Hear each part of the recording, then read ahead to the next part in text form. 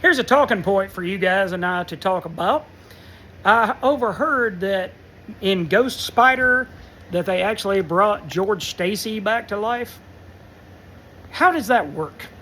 How do you do that and actually make that work to where it doesn't completely destroy the foundation of the last little bit of Stan Lee's run? Okay, let's talk about it.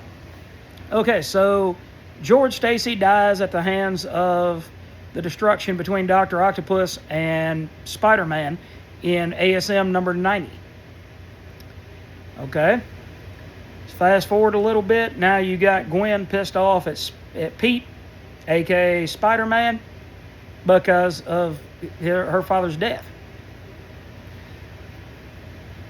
That affects their relationship. How that affects their relationship, and it all feeds into the Green Goblin killing her. It absolutely all feeds into that. So, if you take George's death away, how in the world do you get Gwen dead? Which now I know Gwen is back as Gwenpool, but how do you get Gwen dead? And then more importantly, how does Peter learn that lesson about responsibility? Not the same responsibility lesson that his uncle taught him, but similar, very similar. Collateral damage. Just because I'm Spider-Man doesn't mean that everybody else that I know is Spider-Man. And if they're not Spider-Man, if they get shot, if they have a building fall on them, if they don't have all of these amazing powers that I've been gifted, all of this power, all of this strength, all of this durability that I personally have been gifted with, how do I expect them to survive things that I could if they're just normal, quote-unquote, normal humans? Okay? So Gwen's father's death culminated in the death of Gwen Stacy at the hands of Norman Osborn, the Green Goblin, which in turn, for 20-some-odd years in story time and in real time, did away with Norman Osborn himself. I sound like Jerry Seinfeld for a minute. How do you have Spider-Man without death? So, how do you do this? How do you bring Captain Stacy to life and not destroy a Gil Kane Stan Lee classic? You don't destroy the continuity that was in the late 90s and early 100s issues.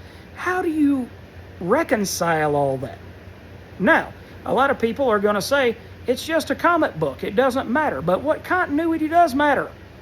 Continuity does matter. That's why when someone dies in a book, whether it be Thor, Peter Parker, Mary Jane, Kamala Khan, whoever, when they die, there's supposed to be consequences and repercussions and a yin to the yang.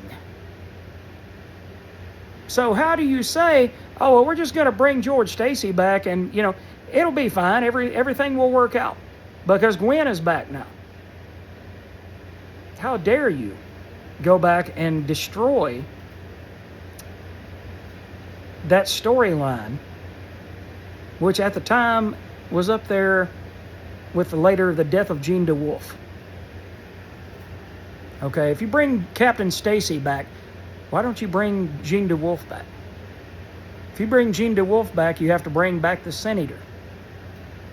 If you bring back the Sin Eater, you bring back Stan. Now, they've already brought back the Sin Eater, but they did not bring Jean DeWolf back. Why? Because that story had weight to it. It had repercussions. It had story beats that you could go back and look at and connect with as a human. Emotionally, you could connect with that story. Just like Kraven's Last Hunt. When Kraven, spoilers, when Kraven pulls out a shotgun and unalives himself, how can you not feel at least a slight little twinge of remorse for that character? That he thought that was the only way out. So, how do you go about bringing these characters back, possibly in a non-meaningful way? If it was a meaningful way, we wouldn't be having this conversation. But you bring them back in a non-meaningful way. You destroy continuity.